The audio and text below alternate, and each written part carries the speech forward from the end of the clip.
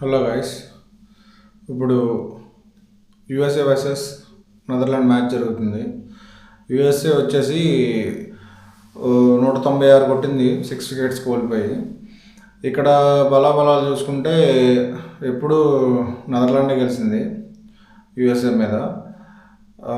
Present ఉన్న situation pitch report ప్రకారం అయితే ఫస్ట్ బ్యాటింగ్ చేసిన టీంకి 20% ఛాన్స్ ఉంది గెలిచే ఛాన్సు.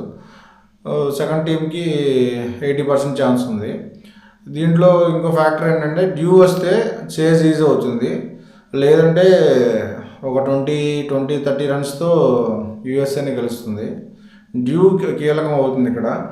డ్యూ వస్తే మటుకు నెదర్లాండ్ వాళ్ళు చేసేస్తారు.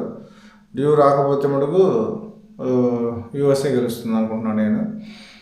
So guys, please subscribe and follow guys. కొంచెం సపోర్ట్ చేయండి గైస్. Thank you.